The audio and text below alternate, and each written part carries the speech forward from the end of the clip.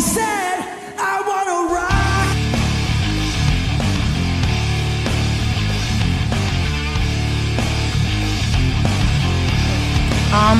Are we gonna be goofing off like this every day? We're not goofing off. We're creating musical fusion. Wow, you're amazing, dude. Thanks. I like to play. I'm a small reporter from Rolling Stone magazine that's in town to do an exclusive interview with Michael Jackson. I got a fever, and the only prescription is more cowbell. It is time for the Unsigned and Unhinged Meltdown. All right, everybody. This is the Unsigned and Unhinged Meltdown. I am your host, Frank E.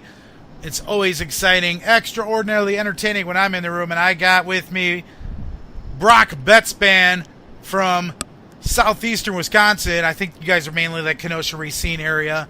How are you guys doing tonight, man? Oh, we're awesome. I think someone's cracking open a beer. What? Nope. That was a soda.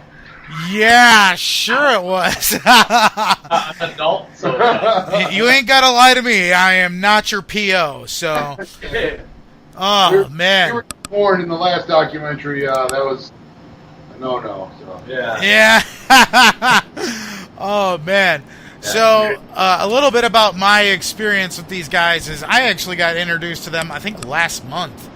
I was at Hat Tricks to go and see the Almas, and I got to see Once the Sun and Betz play, and I did some networking for the podcast, so... Amberstein. Yeah, Amberstein. Yeah, I went there to see Amberstein, and then stuck around and saw you guys as well. Because I was supposed to go over and see another show. I was gonna double fist concerts, but I decided to stick and stay. I was like, yeah, no, we're gonna stay. So obviously, the typical question that we ask on the Unsigned and Unhinged Meltdown is, how did you guys come up with the name of the band? But I think that's pretty obvious. Well, the three a-holes were already taken. Yeah. So we had to go with something else. So we chose my name. Well, no. We were trying to be a little bit more than that, you know. We figured, what are we? We're rock. Oh, man, but we can't just be rock. Let's be a little softer than rock. Let's put a B in front of it. That's how we got Brock. You know, we heard about, you know, all these track and basketball meets all over the place that were Betz meets. Yeah. Sponsored for the Betz family. And we go, hey, we know one of those. And we're musicians that make a band, so there you go. Yeah. That's a great scenario. I love you guys. You guys are awesome. You know, you could just stick with those. Cause I think we're going to run with those ideas. As to how we They said it, so therefore it's a fact because it's their band and that's what they said, so they're going to stick with it. So now, from what I've been looking at on Facebook and your website, you guys have been going around for quite a while. Brock, you've been doing this since like almost 10 years now, right? Well, I've been playing guitar for 15 years. I was in a couple bands, namely the main one that sticks out for this project was Three Car Collision. We did a couple albums together. Max actually drummed in that band and sang. That's me. We did that. It was bad. Jeremy, unfortunately, was still off somewhere. I don't know where you were, but... Jeremy was still on the 3 Left tour bus to Penny Road Pub. Oh, shit, man. He's still on that There bus. still may be pieces of me on that bus. We're not going to disclose that, but for you guys, we've already talked about that a few times on the 3 Left podcast. So I didn't realize I said that out loud. My bad. pretty much the Betz band, really, it's been kind of all along my whole entire playing days. I've been recording instrumental music since I started. I'd always recorded.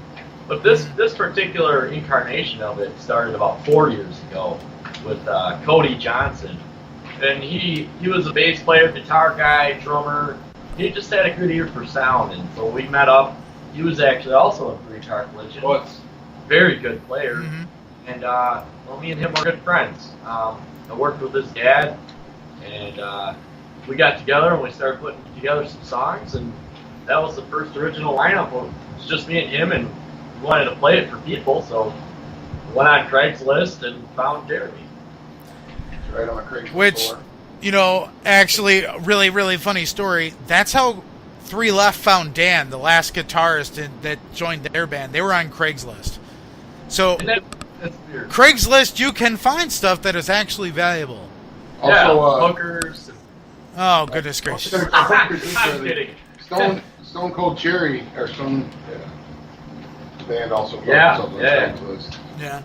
Now, you guys do more of it's just pretty much instrumental rock, which there's a few of them that are around. Like I know Lyndon Moon's been around for a while doing it in the Kenosha Racine area. Gosh, we can even get famous and say like Steve Vai, you know.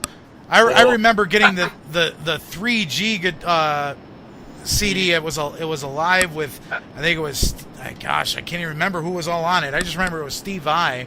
Well, there's a couple different ones, man. It was Satriani, Vai, Eric Johnson. Eric Johnson. I think it was Eric Johnson, Satriani, and Vai that did the CD that I got.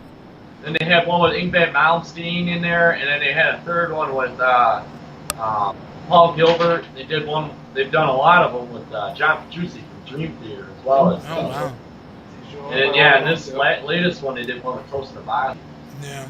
But what do you think of Joe Satriani making the jump into Chickenfoot? I love it. I mean, That was fun. That was a fun jump to hear. It's awesome to watch somebody have a career that spans that long, and to watch all them guys get together and form something that's, they're all older and later in their career, and yet they were able to get together and put out some kick-ass fucking rock and roll, and have kind of another resurgence, and that's really cool to see. Yeah, yeah. So one of the first songs that we're going to play for the listeners here, and I remember hearing this song when I was at the show, and what caught my attention was Brock announcing the title, and I was like, wait a minute, what did you call this song? And it was, they were talking about the penguin. And it was the penguin that swam too deep. That's the full name of the song. Penguin that swam too deep. That's exactly the full name. And it's the full, and it's really hard to discuss what we normally discuss in the writing process because there's no lyrics. But obviously you guys have to collaborate somehow. So, like, what was the collaboration when you guys do your instrumental, and especially with this song right here? That song in particular was written actually at my apartment in Union Grove about 5 years ago, maybe 6 years ago. Yeah, it was 6 years ago. It started off, the intro of the song is, I wanted to try and like make something kind of sound like Van Halen with the way he does his chords, and then it kind of turned into a little bit of like modern rock sound. But then if you listen to the lead guitars, it kind of meanders through, and it's literally about a penguin that swam too fucking deep. I mean, that's really what it is, man. The thing swam down in the ocean, jumped off the iceberg, swam down, and got chased around by some dangerous, light-up fish from the deep depths of the ocean, and then realized it was in danger. So the penguin actually is a metaphor for anything? No, it's not.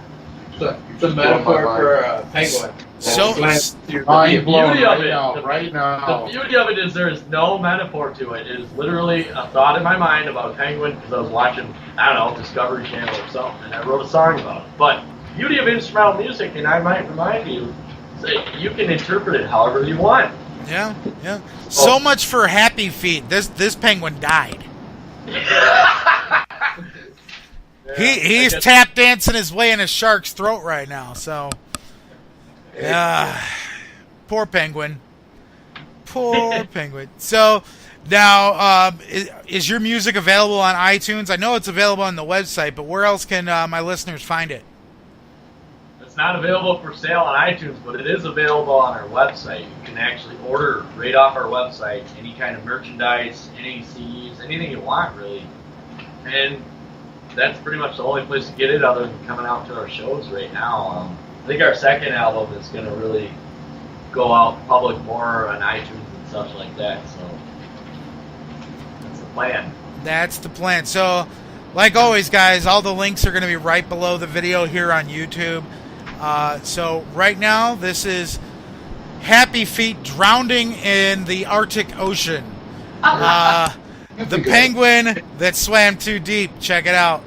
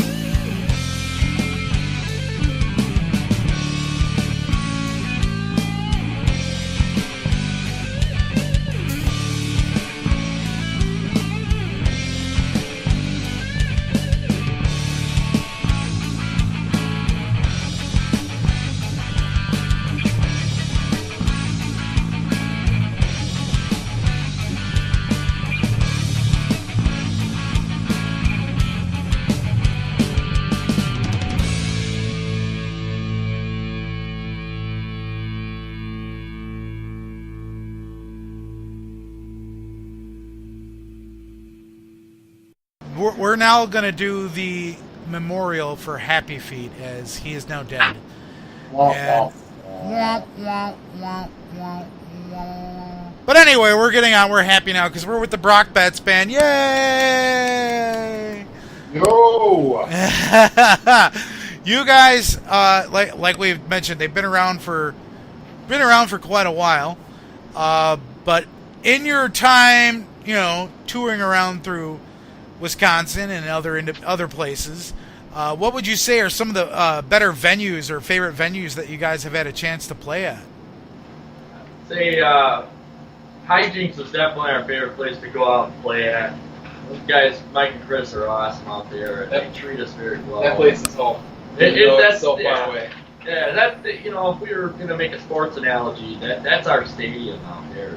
That's our arena to play at. We love playing at Summerfest. I thought it was super cool going down to Memphis to play. Going up to Marinette was really awesome. Yeah, that was a long trek. Madison in the early goings, we haven't been out there in like 2 years now. It's interesting, the whole landscape. It's been changing the last year or so, We played some good shows. Band Shell by the Lake in Kenosha. Yeah. That was another one that was amazing. We actually played with 3 Left. Racine County Fair. County Fair. Summerfest is probably one of the top ones where you just get. That's like the NCAA tournament, man. And Rebel Stage, the stage that has us. This will be our 3rd time or 4th time. Fourth time back. So. Oh wow. It's good to have some friends like that truly support you, and we appreciate it. But they treat us great, man. It's nothing but smiles and good times all day at that, and I don't know, we've had some good ones. Yeah. Yeah, I get when I ask this question, for the bands that are primarily in the Midwest here, I hear Hijinks a lot. So I really got to go and check out Hijinks. That's all I can say. He takes care of the people he brings in, man. Yeah. The crowds are good. The crowds are beer's good. cold. Getting paid. Sound guy's good. Yeah. So. I mean, and they're nice, and they, bands out there, they respect the venue, they respect the other bands, and it's just, what a good atmosphere out there. What about you, Betz? Favorite place? I think you covered them all, man. I mean, Hijinks is home. It's definitely one of my favorite places to go up to. I played some weird places, like gone to Wausau. I did a place called Pulake. It's a little hole in the wall, but that place is always the crowd is always wonderful, even if they've never heard of you. It's like the Port in Kenosha. Yeah. Right. You would never think that'd be a good venue, but it's fun to play like you're in a basement. It's a house party. Frank's Power Plant is one of my favorite places to play in Milwaukee. I love to play there with this band. They're a little hole in the wall that really represents, the old school view of music. That music is alive and kicking instead of all the other venues that are kind of starting to see, it's dying off. Local music isn't what it is. Well, you get a lot more if you promote it hard. And then I played for the first time at Sabbatic, which is actually pretty much run by the guys who run the Rebel Stage. Shit, man, that was just like being at the Rebel Stage. Did you see what they're doing at Route 20? No. Man, they hung all these lights and stuff in there now, man. Dude, the place is starting to really look beautiful. Oh, Route 20 is starting to look fabulous. I was out there a few weeks ago for 3 Left, American Grim, and Super Bob, and they just added so much to it. It just looks phenomenal. They're not even done. It's beautiful, man. They're going to add a green room. I was talking to the sound guy there. Oh, wow. I love playing Route 20. Unfortunately, it's only 5 minutes away. And we don't get to play there very often. Yeah, I think we've only been there, twice? Yeah. Three times. You'd think that would be our Hijinks right there. Yeah. The closest venue to us. The closest venue to us, and we don't even play there. We got to take one at least an hour away. Technically Hat-Tricks. Yeah. Hat-Tricks. I love to go to Hat-Tricks. I mean, for me, it's just like, I think every local band in the Midwest area has played there at least once. Yes, and we love Hat-Tricks too. That's a great place. I remember seeing Waylon there like 5 years ago, before they even hit big, I mean, so there's been a lot of good shows out of Hat-Tricks. Oh, I've seen so many good shows at Hat-Tricks. I actually did the first fundraiser for my dad, because my dad has cancer, back in August of last year, and I had 5 bands. Was it 5 bands? I had Jacob's Grounded, which is pretty much a cover band, and then I had Saint Tragedy, Resistance, 3 Left, and then Newfound Freedom. I mean, that was a really good show. I've seen Wrath there quite a few times. I've seen The First Rule there a few times. I mean, there's always good shows that happen there, and I mean, it's for $5 and you get to see like 4 bands sometimes, 5 bands. It's like $5 for. I don't know why some people just don't get behind, spending $5 to see some bands play original material. It's original stuff. It's not like a cover. It's harder to get the kids out nowadays because either they want to play video games or there's just too many cops to go out and drink and watch music, so it's harder to get them out. Middle-aged people are worrying about all the stresses of middle-aged person life, and so then you get the older crowd, and well, quite frankly, by the time you're that age, you don't want to experience anything new because you already did that when you were 20 and you heard fucking Boston, Yeah. I think I'm gonna stick with my answer of that's mine. Different strokes for different folks. You know what I'm saying? I mean, there's people that are gonna come out and pay to see the show and enjoy the show. And there's gonna be the people that go, I can buy one more beer if I go to the other bar. Yeah. Now I'm 38, and Jeremy, and you guys have seen me. I'm 38 years old and I'm disabled, but I still go to rock shows and rock out as hard as I possibly can. Well, yeah, and there's always people like you, and that's amazing, and that's certainly something that's great. Like when we're not playing, we always try to go to shows. Yeah. When we're not playing on the weekend, that's where you'll find all of us. Yeah, I'd say at least we make one show a week somewhere in the week. So. Yeah. So. Yep. Random shows, you never know. We don't ever tell anybody we're showing up either. Oh my gosh, Brock Betz band's here! I didn't even know they were coming. Yeah, I ran at a show he was playing, and I didn't realize he was playing. My favorite response is I walk into a show and I see bands playing. They walk up to me and go, "Max, where's Brock?" I go, "Oh wow, thanks guys. I came out to see you guys play, but that's all you care about. Where's Brock?" Brock is uber famous. He's like Spider-Man. But anyway, now, would you guys say? Do you guys prefer playing like the bigger stages, like Summerfest or a Route 20 or even Broadstop, or would you like to have like a smaller stage where it's closer with the fans and more intimate setting? I think it's both. I think that one of our favorite shows was crammed in a little room at Rimfest. I guess it wasn't little, but the stage was little. And I think we had the most fun because it was the most intense show.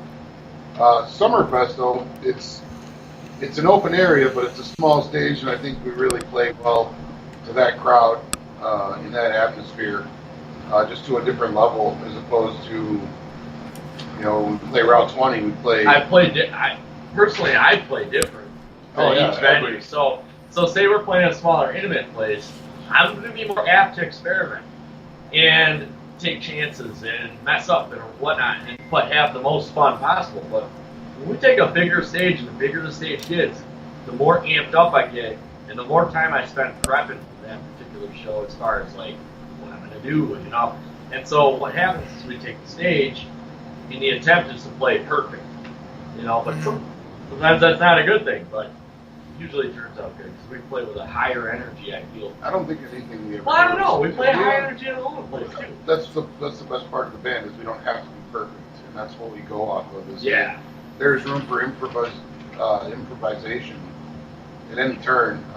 Brock gets a lot of feedback from the band and the audience, and then feeds off of them. Yes. And the song that was supposed to end 2 minutes ago is still going because he's got that feeling in him that he wants to hit this part of the song. Yeah. And that's how we roll. I mean, Max and I have got a saying, being in this band's like jumping out of an airplane without a parachute, following going out of the plane. But don't shoot. Yeah, he jumped out without the chute. We're trying to catch him so, he doesn't splat on the ground to save him. Yeah, now you guys really got to give Brock, lay off him a little bit. He can't help it.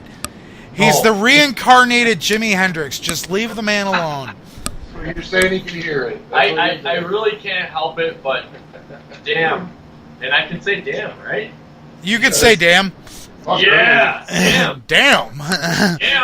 Let's all say damn one good time. 1, 2, 3. Damn. Damn. Feels good. Feels good. Max and Jeremy just provide that solid backing platform to just work off of as a as a guitar player, and it's awesome. The guys just hold the fort down, and I wouldn't be anywhere without them. So that's great. That's great. Give me credit, but don't, because you got to give them just as much. So now, with all the shows that you guys have done, and different venues and everything, what are some of the favorite bands that you guys like to play with from the area? Well, let's see. Max, you want to take that one?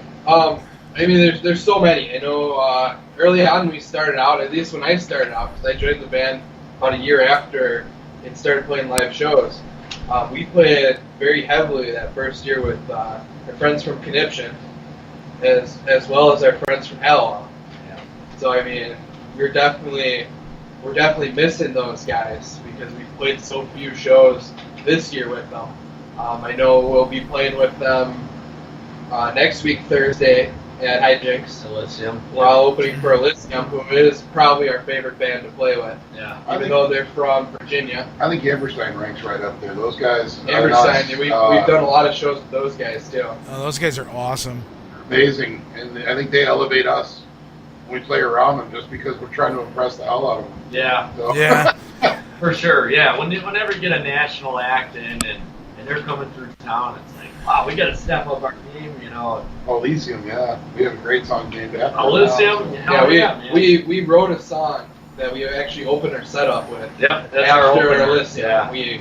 We wrote the song based off of their playing style a little bit. Yeah. And played it for them. The first time was actually with them. At Hijinks. And we were jamming around in the basement here, and we were trying to cover a couple of their songs, which we did, but then all of a sudden out of nowhere, it's like, bam, we had our own version of what they do.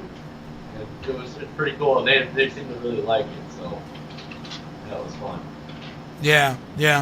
So we're gonna move into another song that we're gonna play for these guys, which I gotta say I love the feel of this song because it starts off just like really kind of mellow. And then it just, like I've always said, I love songs that start off mellow and then just come up and just slap you in the face and you don't even expect it. Smack your grandma kind of style, you know what I'm saying? Exactly.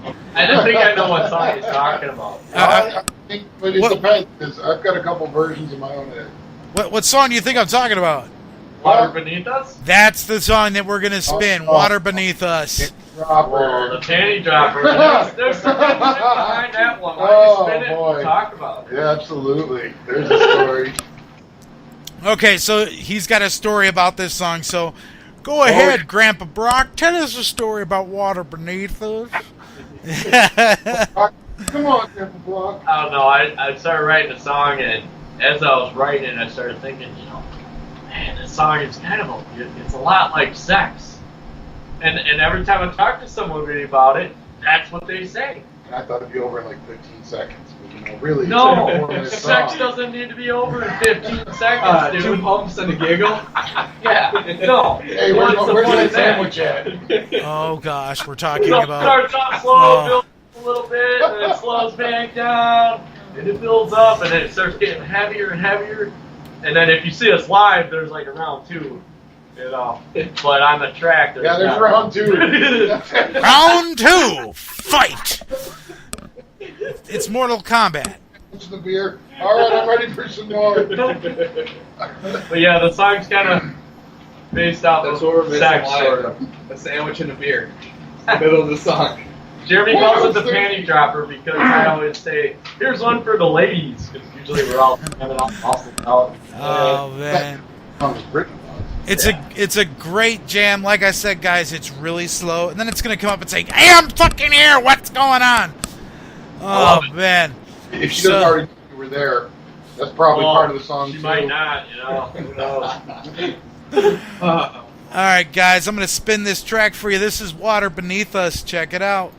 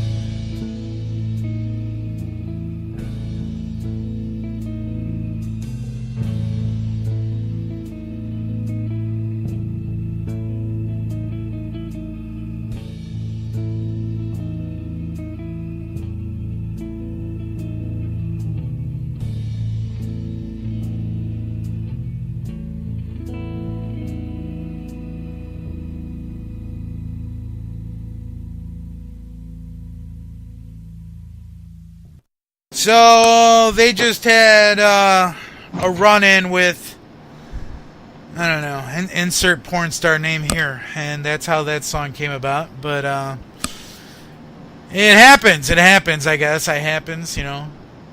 Porn star? What's that? Ancho? It happens. You know, What Brock went on a beer run, so he's not here right now. I would love to see the intro music for the Hedgehog, you know. Oh, God. Oh. See, this is what happens on my show.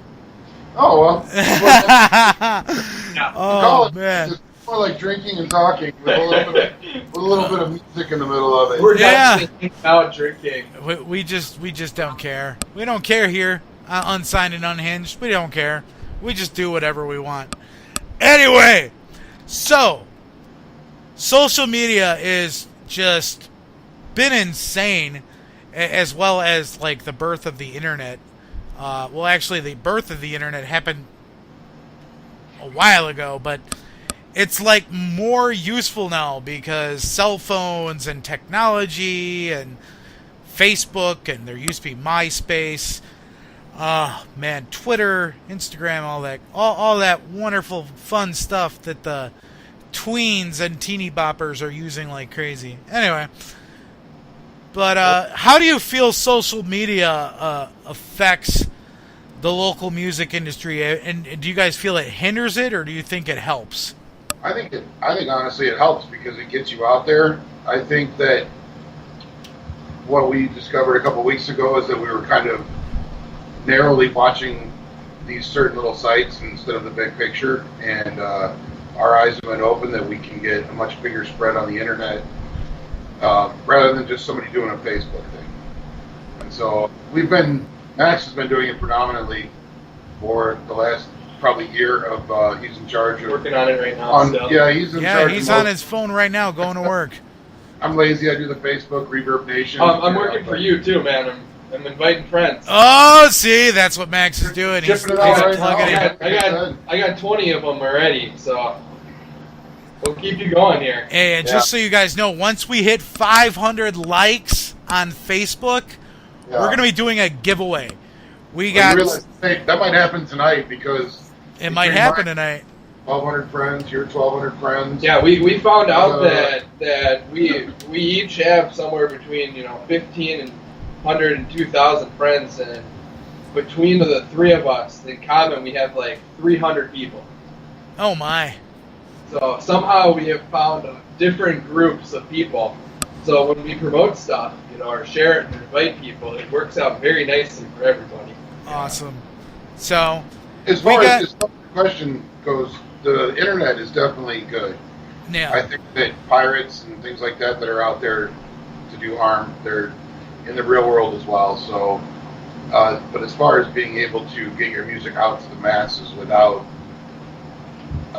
having to go through proper channels, say it weirdly, I guess. People can find us on YouTube, find us on our Facebook page, Reverb page, Spotify, Bands in Town, Twitter, Instagram. So I'd say we've covered the realm pretty good. It definitely kills my cell phone battery very quickly. See, that's why you got to get a battery pack. You got to get a battery pack. Yeah. I invested in one that will charge my phone 4 times. Battery chargers and everything. It's pretty bad. Yeah, I have one that'll charge my phone like 4 times. I got it when there was the Pogo craze. Pokemon Go? Yeah. Yeah. And no one plays that anymore. They haven't even released it in Japan yet. Oh, really? Then it's going to take off again once they release it there. Yeah, for the test market. So now that they know Americans are crazy about it. So you heard it first from the Brock Betz fan. Buy Pokemon Go stock because it's going to go nuts. That's my stock tip for the day. My stock tip is don't spend your money. Don't spend your money. Don't borrow money. You can go to strip clubs because that's sponsoring, you're helping somebody. Single moms, you're helping them out. Students, college students. Yeah. So as far as the 500 likes contest is going on, We're going to have something from Rude Rooster. We're going to have something from Saint Tragedy, something from Audiophilia, something from The First Rule, something from Mixed Company. Man, maybe we can get something from Brock Betz Band. What do you think? You guys going to donate something to the 500 like giveaway for the Unsigned and Unhinged Meltdown? I tell you what, we'll go something special. Like we'll take Brock's shirt off later on in the interview. We'll all sign it and ship it off to you. Oh, you don't want this one. This is a work shirt. Oh gosh. All the dudes want. I wore this to work today. It's all sweaty and nasty. Okay, so we're gonna sell that one. Like Elvis's towel that he throws Elvis's towel. Speaking of selling Elvis's items, have you ever listened to Dennis Leary when he said, "Man, someone should have sold that turd"? Oh man. Anyway, we talk about social media, we talked about stages, we talked about bands, we talked about venues. What would you say through you guys now? Obviously, we've talked about Steve Vai, Eddie Van Halen, but who are some of your guys' influences, like people that have inspired you to the point where you're at right now in your life? I think the first one that inspired me, and Max included on this, was Rush. That is my favorite band of all time. I was just listening to 2112 on the way here. Oh God, I love you guys even more now. It's just great. They're elite musicians, and every one of them, it's ridiculous. Make us all want to quit every time you see them play. And I think actually that's probably a predominant style that I use. Brock's pointed out more than once, and the more I listen to him, like I think I really do imitate. Not to the point that I'm playing the same thing he does, but in the style he does, which isn't bad. I mean, he had a long career, and it's simple, but yet it's powerful enough that it's where it needs to be. Yeah, I love Rush. They're my favorite band of all time. I have every single of their CDs. I've seen them 4 times in concert, and man, oh gosh, I remember seeing them for the very, very first time live. I was at the Bradley Center, and they played 2112 in its entirety, and it was a 3-hour set, and they called it An Evening with Rush, and this was on the Test for Echo tour, and they took a break in between the set, and everybody's running to the bathroom, and this guy is looking at me, and I'm like 17 at the time, and he's like, "Dude, why are you here?" I'm like, "I'm here to see Rush." And he's like, "Are you here with your dad?" I was like, "No, I love Rush. They're my favorite band." He's like, "Yes! Rush shall live on for another generation!" And I'm like, "Oh my God, this guy is scaring me." And then he kept buying us beer all night long. So Rush fans are awesome people too. We don't condone underage drinking here at the Unsigned and Unhinged Meltdown, so ignore what I just said. Anyway, moving on. I was actually 21 when that was happening. Yeah. Steve Vai for myself. Max, drum-wise? I've definitely listened to a lot of, Dream Theater stuff. Oh, I love both Portnoy and Mancini, trying to be melodic like those guys, they're both insane drummers. Mm-hmm. And then I actually listened to a lot of, Foo Fighters. Yeah. Listen to what Dave Fighters, does. Yeah. Because that dude's just insane. He broke his leg on stage and kept playing. Yeah. Jeremy? I'm actually a little more obscure than you guys. 3 of my favorites are probably Rusted Root. We got to play with them. We got to play with, yep. Victor Wooten would be another bass player that comes to mind right off the bat. Oh, wow. Geddy Lee, obviously, and then there's so many out there. I've taken bits and pieces from over the years. Yeah. Well, I mean, honestly, when I seen you guys on stage, oh, he's got the Motorhead shirt on. Look at that. As I don't know if I follow his style of bass playing. I follow his style of drinking. Yeah, right. Which is more my speed, lefty style. But again, drinking unless you're 21, kids. Yeah, don't do it. Yeah, and drugs are bad. Okay. Most of them. drugs are bad, okay? So, oh, bad. These guys are so much fun. I love Brock Betz Band. You know, one day I'm gonna sit back and have a few drinks with these guys. Next time I see them play, I'm gonna be like, dude, let's have a cold one. I better make it out the hijinks then, man. You know, we didn't get to talk about how Max got in the band. Yeah. We didn't get to talk about Max got. Oh well, let's rewind and talk about Max getting into the band. So we went to this strip club one night. Oh gosh. I mean, so I was banging this midget when her mom walked in. So I pulled my thumb out and I got the fuck out of there. You know what I'm saying? Album. We did the first album, and that was with our original drummer Cody, who I told you I recorded that with, and then Cody wanted to go do some other music, so I said, hey man, best of luck. He shipped off on out to California to do what he did, and then we kind of had no drummer for like 2 months.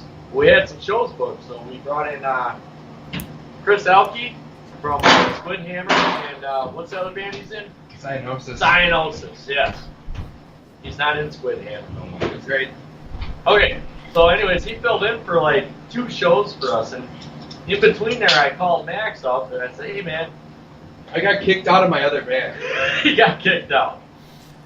So, dude, I got kicked out because they didn't like the direction that I was pushing the band. Yeah. Because I was the oldest member of the band. So at the same time, the same day that I got kicked out of that band, Brock posted an ad that Cody had left. He was looking for a drummer. So it's like, dude, I can drum. He goes, well, I know you can drum. We played in a band for like 5 years together. I know you can. I'm like, dude, let me do it. It'll be easy. It'll be fun. You know, we'll get back to doing like we were doing and having fun. Yeah. So I came down, you know, and Jeremy had no clue who I was at the time. And I didn't tell Jeremy either. You know, that we had been playing the music together for years. So he ends up playing, and I learned 4 of the 8 songs right away. So came downstairs, you know, played them, and Jeremy goes, "Oh, that was pretty good. All right." Yeah. So I had that practice, and I was like, "Oh yeah, I remember playing with you for the last 7 years." Right. So literally, we had awesome. after that we had 1 practice to learn the other songs. We had a epic practice that was actually myself and Chris that both were drumming at the same time, which was awesome. Oh, to have 2 drummers. I can't wait to do that again. We gotta do that and again. then I played a show. Yeah. So I had 2 practices for my first Brock Betz Band show. Which is pretty incredible considering I like to jump out of planes with no parachute. So, kudos to Max. He just hung right in there and picked up right away, and it was super cool. Awesome. He's done an album with us now, so. Yep, I'm actually the sound engineer and the producer for the new album, which is going to be a lot of fun. That's awesome. So we're getting into another song because we like to play music here and push out the local music scene. # support local music. Oh, I dropped it early, but I'll drop it again. All right. So this song is Underwater Banana, and I don't know why a banana is underwater, but I'm sure there's a meaning to why the banana is underwater. Brock, why is the banana underwater? Yes, Brock. Inquiring minds want to know. Yeah, no, seriously. Well, the interesting thing about that was, and actually if you go back into Brock Betz lore, there's a guy by the name of Dan Dirksen, which had a nickname of Ghetto Pants because he wore huge pipes, jeans, all the time everywhere he would go. Well, he was the first guy to like run around with me and record a lot of my instrumental stuff back in the day. Well, fast forward. I showed Dan the song. He liked it, so I presented it to Cody. Cody and I started recording it. Well, one of the guitar riffs in there was similar to a Joe Satriani song called Banana Mango. And actually, it's really not even similar, but it was sort of similar in the way, I don't know. I'd have to play it for you and show you the resemblance, but it's nothing like it. So Cody and I saved it on the computer as we wanted to keep the name Banana in there because it reminded us of that song. It's the only way to keep track of these songs. So we just threw the name Underwater Banana because it made us all laugh, and Cody was high at the time, so I stopped laughing, and that was what it became. Drugs are bad. Drugs are bad. Drugs are bad, okay? But in hindsight, it's kind of cool because everybody remembers the name of the song, Underwater Banana. You can't forget that dumb shit. So I like it. Man. It's stuck. It's It awesome. just stuck, so they went with it. So Exactly. I like it. Check it out. This is Underwater Banana.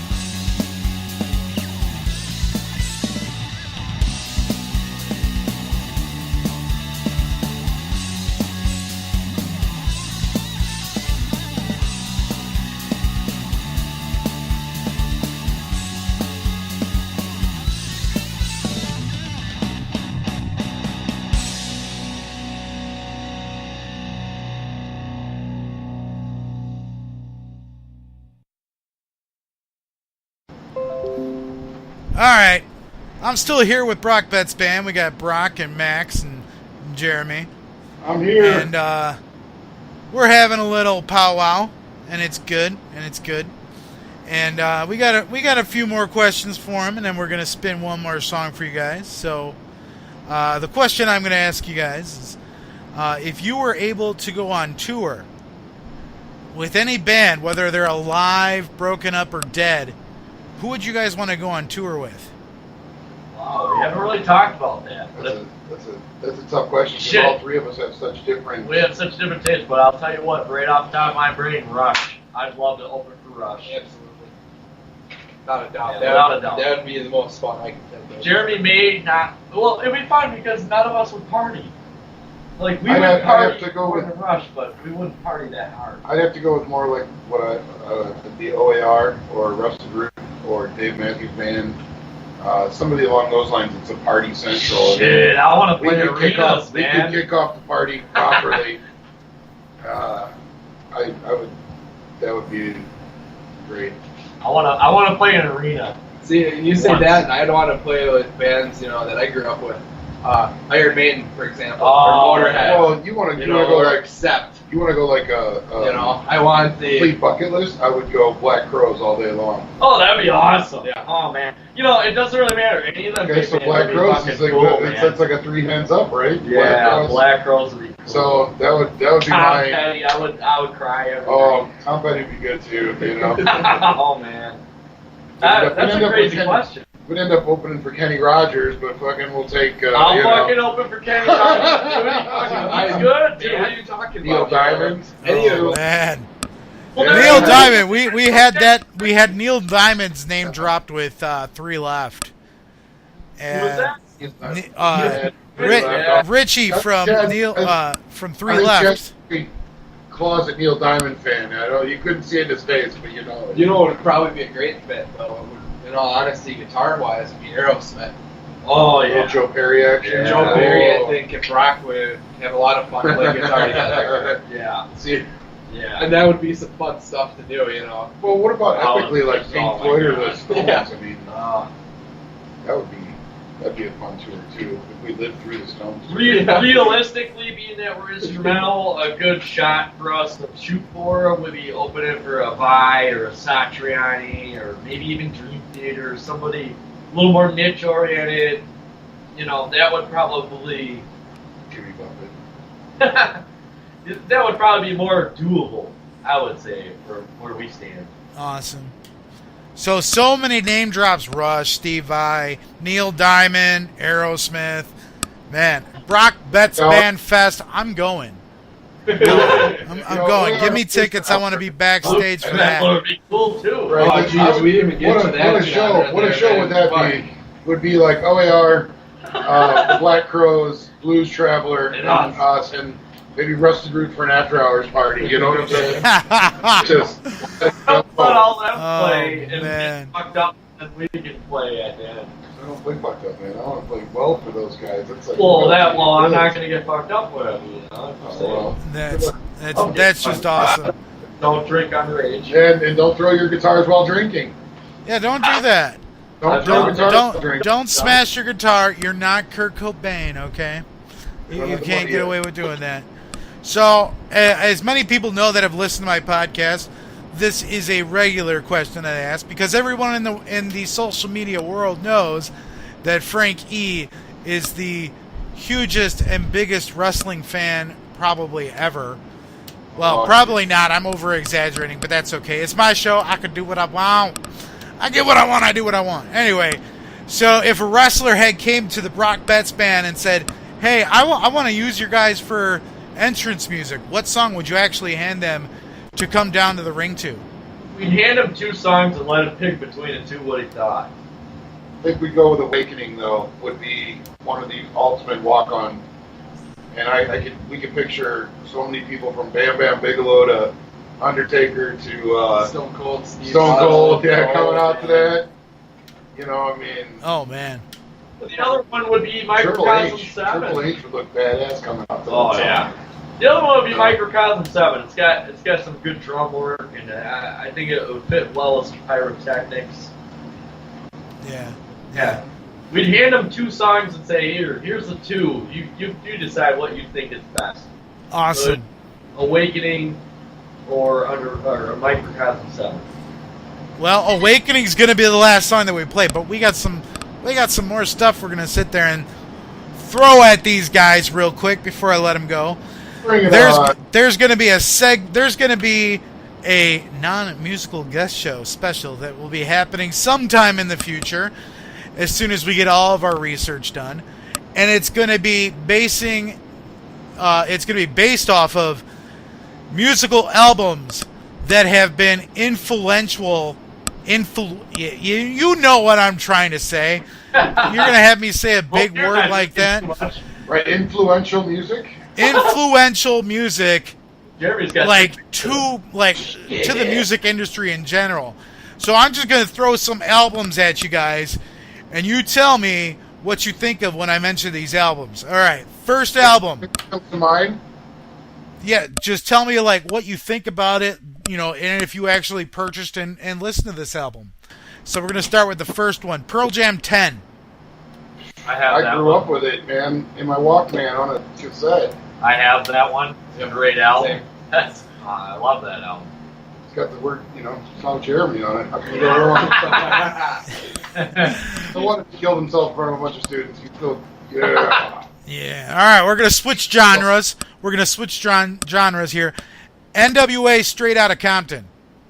Oh yeah, Eazy-E's my boy. I watched the documentary. If that counts. I was too young, unfortunately. Yeah. Oh, I grew up on that one. Oh yeah. All right, here we go. Rush 2112. Own it. Love it. I used to use that album to get myself to work on time. Okay. It was a 35-minute drive, and I'd make it in the whole 2112. Before I played guitar, I would listen to the thing in the entirety when I was 12. Awesome. Awesome. Led Zeppelin 2. Own it. Love it. Have it. It's a favorite. All right. Let's switch genres again and see if they know this one. Master P, Ghetto D. No. I remember the artist. He remembers the artist, but he mostly because I'm pretty sure he had wasn't his kid like Little Bow Wow or something like that? If that was it, yeah, then I remember they had the TV show or whatever. I remember Little Bow Wow. No, Master P's son was Little Romeo, I think. Little Romeo, it's supposed to be Lil. Well, I'd say they had a TV show at one point in my youth. That's what I remember about him. Little Romeo, not Little. But yeah, Little Bow Wow's not even Little Bow Wow anymore. He's just Bow Wow. But Bow Wow was found by Snoop Dogg, so. He's still around. I think I stuck with harder. Ice-T, Ice Cube, Public Enemy. Well, I was going to drop the next album. The next album I'm going to throw at you guys is Ice Cube, America's Most Wanted. I've heard the album. I do not own it. Nope, don't own it. It's my genre. Not your genre. Well, it's in my genre. Oh, it's in your genre? You never listened to that album? No, I have many times. That album is a classic, and so many people thought that album in particular was going to flop because at that point in time, the solo artist thing, especially in that genre of music, was just it wasn't heard of. And let me just tell you, he proved all the haters wrong. Well, when him and Dre split up, and he wasn't getting back by him for a while. I don't think Dre produced that album either, but it also works out. But that movie, Straight Outta Compton, was amazing. Oh, the movie was amazing. Yeah. Oh yeah. God, I love that movie. I sat there and I went to the theaters to see that movie, and I had a friend with me, and she was sitting there and we were watching the movie, and she goes, "Did this stuff actually happen?" I'm like, "Oh yeah, that is how it was back in the day." And 'cause she was younger than me, at the time I think I was 36, and I think she was 26, and she was just baffled by how people actually how cops treated people. And I was just like, you have no idea what it was like. So I'd ride in a drop top with an Uzi too, So, do you guys got any shows that are coming up that the listeners can come and see? A lot of shows. Hijinks with Elysium and Hallowell, June 15th at Hijinks. Did I say Hijinks? Did you say Hijinks? You said Hijinks. And Rhinefest actually got moved from Baraboo down to Hijinks, so we'll be back there again June 23rd at 8 o'clock for Rhinefest. We have Summerfest on July 5th at 6 o'clock on the Rebel Rock stage. We're super excited to be there. The Metal Grill at the end of July on the 28th with Bill House and Conniption. Yeah, that's for his birthday party. And Brock's technically. Because mine's the 27th, so it's just the next day. So, and that's a great one to come see. If you're in Milwaukee, you want to make it out to a Bill House, Brock Betz show, because me and Bill we're good friends, but they definitely do battle. Yeah, it's spirited competition. We talk about it all the time. We like pull different stuff we've been working on for the last year or two that you might not see anywhere else, and we'll pull it out. Like, here's my new lick in the middle of a song. And, yeah, exactly. So and we both play at a high level, usually at our best at that kind of show. So this music should be played at a high volume, preferably in a residential area. Well, you well, you should play your best every show. Well, you try to, but it always seems like when I'm playing with Bill House, it's like I just bring I just bring a little extra out, just like I was saying at summertime. Yeah. Awesome. Competition, one-upping. I'm gonna give everything I have to do what I can do to make him go wow, and he's gonna do the same thing to me. So those are cool shows to go see. Awesome. So make sure you guys check out those shows coming up. We're going to spin this last song, Awakening. Anything you guys want to say about this song? One of our best walk-on songs that we started our sets with for about a year, and it still rings with us, and we still do it.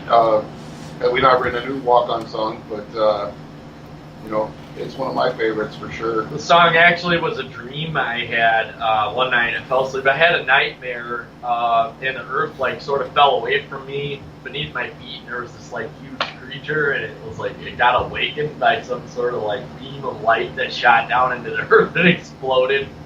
So that's kind of how that started. So yeah. Brock was watching This Is the End before he went to sleep, and he had that dream. I don't do drugs, Jeremy. That movie is hilarious, guys. If you haven't seen it, go check that out too. But unfortunately, I'm gonna wrap things up here because I could sit there and talk with bands all day long. I love music. I love supporting the local music scene. But I'm gonna say, like I always do, #support local music. Keep the trend alive. Thank you guys so much, Max, Brock, Jeremy. Thank you guys for giving me some time to come on here. Did you hear? Did I hear? What? Keep the trend alive? Yeah. The trend is alive. Oh yeah, it is. Well, I'm just saying, keep it going. Oh, build it up. Heck yeah, you're right, my friend. Don't let it die. Don't let it die. Just keep it going. We have no intentions of ever letting it die. No. Awesome. It's not gonna die. Awesome. All right, guys. So this is Frank E. That was Brock Betz Band. We're signing off. Check out Awakening.